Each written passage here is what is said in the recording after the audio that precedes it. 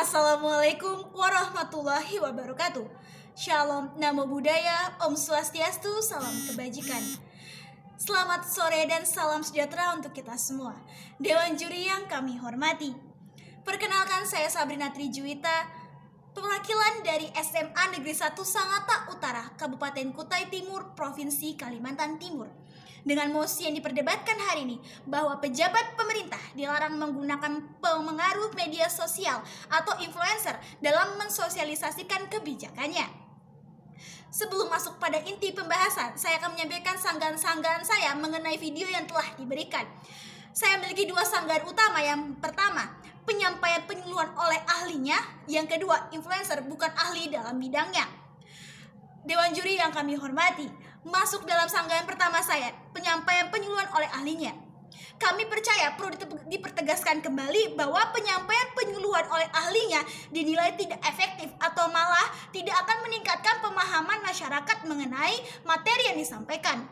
Seperti yang kita ketahui, bahwa dengan penggunaan ahlinya maka akan kurang berpengaruh dan menarik karena menggunakan bahasa-bahasa yang sudah dimengerti atau menggunakan bahasa-bahasa ilmiah. Dan apabila kita menggunakan influencer, maka yang dibawa dalam keadaan dengan kekinian, yang dimana hal tersebut merupakan dampak positif karena masyarakat akan lebih tertarik untuk menonton ataupun melihat video edukasi tersebut. Dewan juri yang kami hormati, masuk dalam sanggahan kedua saya, influencer bukan ahli dalam bidangnya. Sepertinya lah video yang disampaikan seperti memukul rata influencer dan menutup fakta lapangan. Sebenarnya tidak semua influencer bukan berada pada bidangnya. Mari kita melihat contoh, salah satunya adalah Dr. Tirta. Tidak dapat dipungkiri bahwa nama Dr. Tirta saat ini telah dikenal oleh masyarakat Indonesia. Dr. Tirta seorang influencer sekaligus adalah seorang dokter. Dr. Tirta merupakan lulusan Fakultas Kedokteran Universitas Gadjah Mada.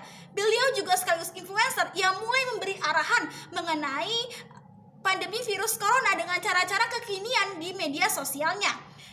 Dan seperti kita ketahui bahwa Dr. Tirta adalah seorang dokter muda sekaligus influencer yang sangat aktif di berbagai sosial media yang menjadi relawan menghadapi virus corona di Indonesia. Maka dari itu saya pertegas kembali bahwa saya sangat tidak setuju dengan mosi yang dibawakan pada hari ini bahwa pejabat pemerintah dilarang menggunakan pengaruh media sosial atau influencer dalam mensosialisasi kebijakannya. Dewan juri yang kami hormati, mari kita masuk ke argumen saya. Di sini saya memiliki dua argumen utama. Yang pertama, influencer merupakan bentuk lain dari fungsi kehumasan. Yang kedua, influencer merupakan media perantara penyampaian kebijakan pemerintah dan merupakan sebuah inovasi dari langkah pemerintah. Dewan juri yang kami hormati, masuk dalam argumen pertama saya, influencer merupakan bentuk lain dari fungsi kehumasan. Seperti yang kita ketahui, influencer sebenarnya bentuk lain dari kehumasan yang dikenal luas oleh masyarakat Indonesia.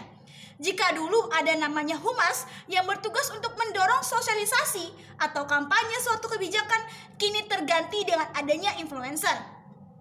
Penggunaan influencer untuk mensosialisasikan sebuah program atau kebijakan merupakan hal yang tidak dapat dihindarkan, terutama di era globalisasi di mana semua orang lebih mengutamakan dan lebih tahu berita dari sosial media. Kita tahu persis bahwa kita bisa meraih sasaran yang paling tepat dan lebih cepat dan luas jika kita menggunakan influencer. Dewan juri yang kami hormati, masuk dalam argumen kedua saya. Influencer merupakan media perantara penyampaian kebijakan pemerintah dan merupakan sebuah inovasi dari langkah pemerintah. Dewan juri yang kami hormati, kami percaya bahwa sebenarnya influencer merupakan media perantara tanpa adanya penggiringan opini. Seperti yang kita ketahui, ketika seseorang pemerintah memberi arahan atau meminta bantuan dari seorang influencer, maka mereka seharusnya memilih influencer yang akan digunakan sebagai media perantara, bukan untuk penggiringan opini. Seperti contohnya adalah yang kemarin sempat viral adalah artis Raffi Ahmad yang sebagai influencer pertama yang mendapatkan vaksinasi. Tentu saja Raffi Ahmad telah menelaah telah dijelaskan terlebih dahulu bahwa vaksinasi di Indonesia itu telah baik dan telah diuji klinis oleh tahap-tahapan tertentu dan oleh WHO. Tentu saja hal ini merupakan yang menjadi perantara bahwa sebenarnya influencer itu merupakan media perantara, bukan media untuk memberikan penggiringan opini. Seperti yang diterapkan di Amerika sendiri, penggunaan influencer untuk mendorong suatu kebijakan atau program merupakan hal yang biasa.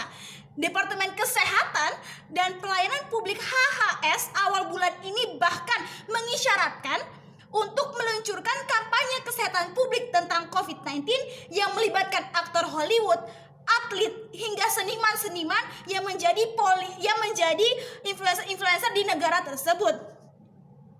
Hal tersebut digunakan untuk menepis kekhawatiran dan memunculkan harapan dan akan penanganan pandemi virus COVID-19 ini. Seperti dari yang telah dikutip dari berita tersebut, maka dapat kita simpulkan bahwa Indonesia pun juga harusnya bisa untuk menerapkan hal-hal tersebut. Karena menurut saya hal tersebut adalah langkah yang paling tepat untuk memberikan pemahaman-pemahaman kepada masyarakat Indonesia.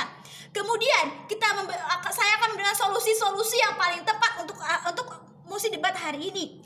Yang pertama adalah ketika kita melakukan sosialisasi melalui influencer, maka harus ada mekanisme atau syarat-syarat influencer yang memenuhi standar untuk mensosialisasikan kebijakan-kebijakan pemerintah, seperti influencer yang memberikan pengaruh-pengaruh atau influencer yang telah memiliki banyak dampak positif bagi masyarakat Indonesia, yang dimana hal tersebut akan lebih mempengaruhi masyarakat Indonesia.